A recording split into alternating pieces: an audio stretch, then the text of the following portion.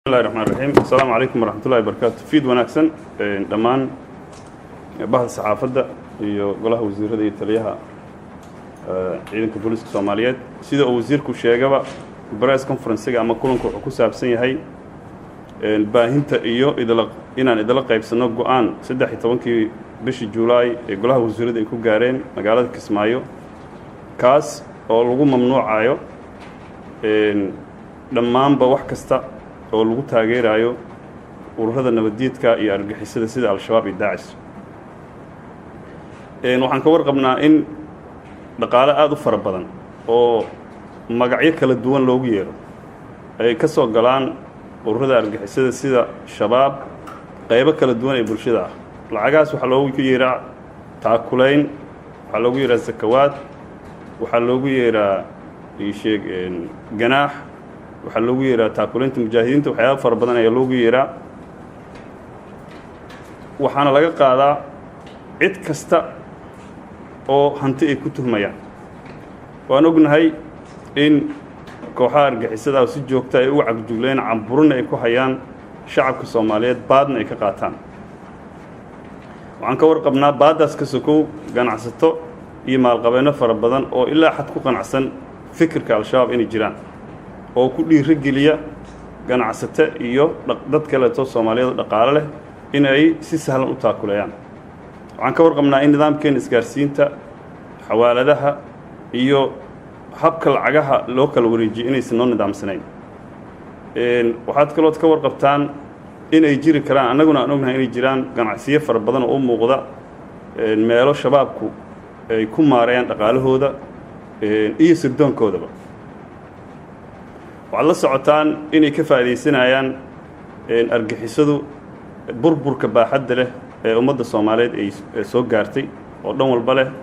iyo dagaalada iyo colaadaha qabaa'ilka iyo qaybaha kala duwan ee bulshada u dhaxeeyay iyo qabaa'il ilaa xitaa siyaasiyiinta khilaafka iyo isjiidjiidka ka dhaxeeya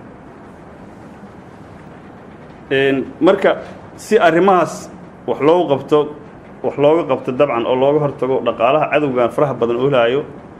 loo xakameeyo dabcan golaha wasiiradu go'aano ay soo gaareen lagu xakameeynaayo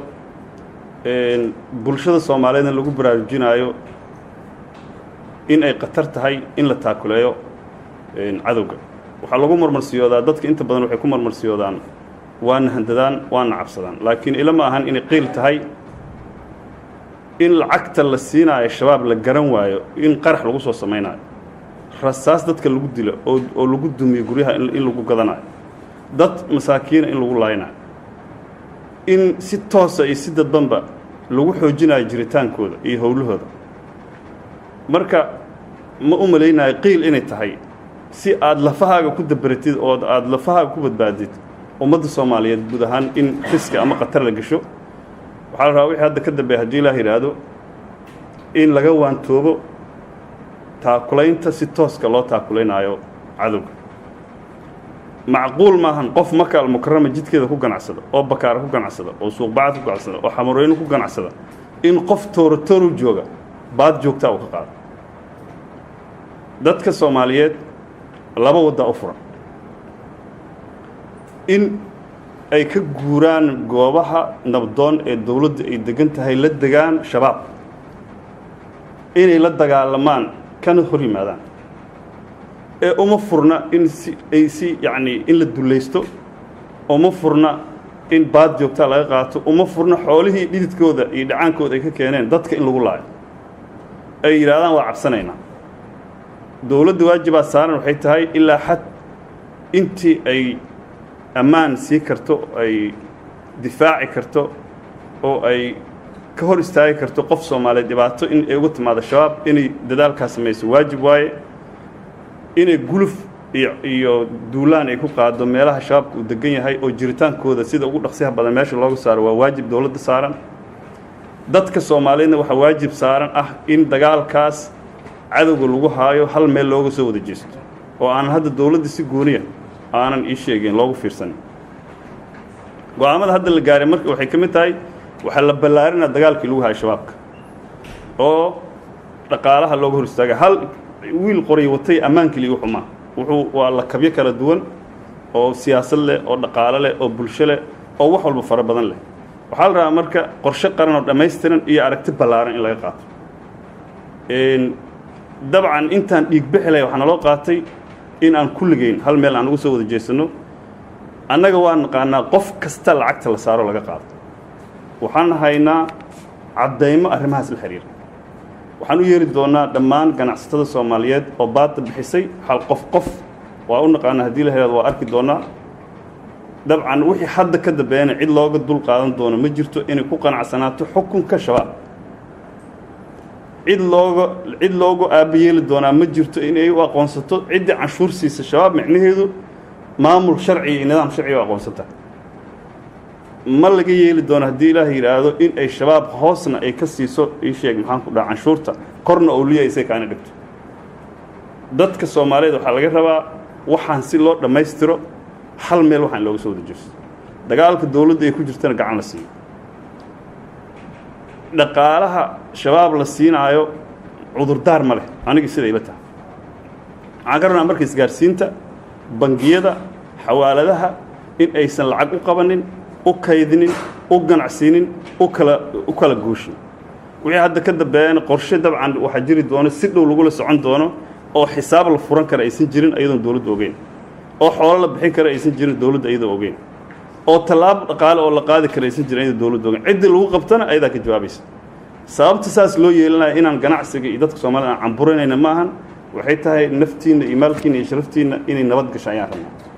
dabcan dagaalkan dagaal sahlan maahan dagaal oo hadda ii sheegay jidadka intii la istaago dad la baarbaaray ku joogsana maahan haddii dhaqaale ku qulqulaay oo qalbiga dadku ka taageersanay oo og yihiin in laga cabsanayo oo og yihiin talaabooda jir in laga qaadayo cadowgan lama xididisiibi karo wax si gooni looga qaban karaan ma jiro waxaan rabnaa dagaalka shabaab lagula jiro iyo argixisada iyo nabadiidka wixii hadda ka dambeeya inuu ballaaran doono xoogaysan doono kulligeena ay tahay inaan ka qayb qaadano haddii ilaahay yiraahdo marka waxaan ka codsanaynaa dadka Soomaaliyeed meel kasta ay joogaan inay waxaana la gartaan dawladda ay gacan siiyaan ciidamadooda ay garab istaagaan sida ugu dhaqsiyaha badan haddii ilaahay yiraahdo marba haddii dhaqaalaha laga cuuriyaamay jiritaankooda ma sii jiri karo laakiin haddii bishii qof kasta oo dukaan leh iyo qof kasta oo goob ganacsi leh iyo qof kasta oo shirkad leh inta loo yeero xoolihiis waa intaan la yiraahdo wixii doona laga qaadanayo haddana waxaas baabuur qaraxa iyo rasaas iyo wax la dilo iyo bastoolada ciidan lagu qoranayo dagaalka ma istaagayo dagaalka waxa joojin kara waxa kowka dadka dhaqaalaha bixinaya fadlan wixii maanta ka dambeeyay cid loogu dul qaadan doono inay shabaab dhaqaale siiyaan ma jirto waxaa la ka codsanaynaa ganacsatada aada wixii ka dambeeyay saacadan shirka jaraa'id la qabtay ciddii toortoorow iyo ii sheegeen maxaan ku dhahaa meelaha ay shabaabku degan aadaysa waa la qabanaa ciddii ka imaanaysan waa la qabanaa su'aalaha la weydiinaa ciddii lagu tuhmo ama lagu xaqiijiyo in ay dhaqaale geeyeen u xugun tageen shabaabka meelaha ay joogaan ay tagaan maxkamada la saaraa hantidooda waa lala wareegaa wax tufriin la yiraahdo hadda kadib haddii la yiraahdo ma jirto dadka Soomaaliyeed markii hore hadaysan xaraan loo aqoonin shabaab wax la siiyo wixii maanta ka dambeeya waa xaraan ciddii lagu arkana shabaabka la mid tahay marka dacban taliyaha booliiska siina haddii la yiraahdo anigu waxaan rabaa in aan taas ku soo gunaanado aan insha Allah sida ugu dhaqsiyaha badan go'aamadan way dhaqan geli doonaan cabashooyin iyo qayle iyo buuq waa ka imaan doona laakiin ha loo dul qaato ujeedada laga leeyahay ka weyn haddii la waxa go'aamada loo gaaray ujeedo xun maahan waxay tahay dhiigga iyo sharafta ummadda Soomaaliyeed inay badbaado waxaa la rabaa dhaqaalihiin iyo sharaftiina meel kastoo joogtaan inaad u istaagtaan oo baraarugtaan cid wax idin kala qaban karta cid idinka wax idin qaban karta ma jirto haddaan idinku wax qabsan taliya waa maastaa soo dhaw